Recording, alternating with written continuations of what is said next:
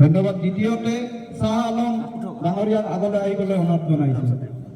আব্দুল ৰছিদ ডাঙৰীয়াক আগলৈ আহিবলৈ অনুৰোধ জনাইছোঁ। ৰহিম উদ্দিন, আক্কাছ আলী, মহিদুল ইছলাম, রফিকুল, মজিবার আলী, আয়ুব আলী, জাফর আলী,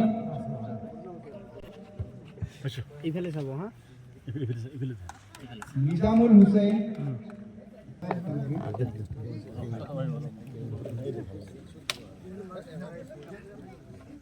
লগতে মাহমুদুল ইসলামক সম্বৰ্ধনা জনাবলৈ অনুৰোধ জনাইছোঁ।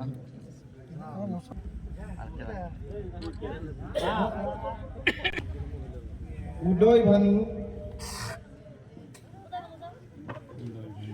নীলিমা খাতুন, খাতুন, সকিনা খাতুন, সামিৰন নেসা, আবিদা খাতুন,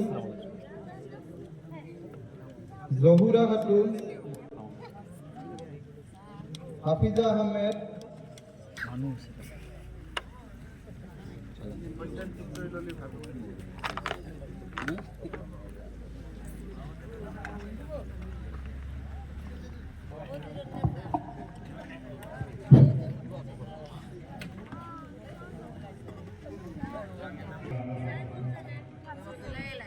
অসম গণ পৰিষদ দলৰ চাহিদুল হক ডাঙৰীয়া, সভাত উপস্থিত থকা সমষ্টি সমিতিৰ বিভিন্ন বিষয়ববীয়াসকল, দলৰ সতীৰ্থ বন্ধুসকল,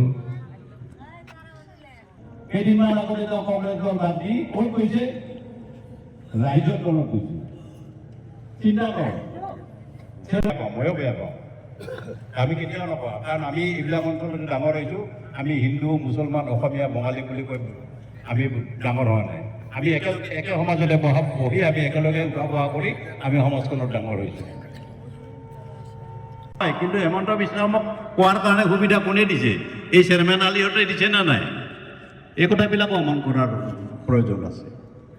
আৰু আজি তেওঁলোকে এই গোটেইখিনি মুছলমান বিধায়কে, যিসকল ইছলাম ধৰ্মীয় বিধায়ক আপোনালোকে আপোনালোকৰ উন্নয়ন কৰিব বুলি ভাবি আপোনাৰ ধৰ্মৰ নিজৰ জাতিৰ মানুহখিনিক নিজৰ কোনোবাতে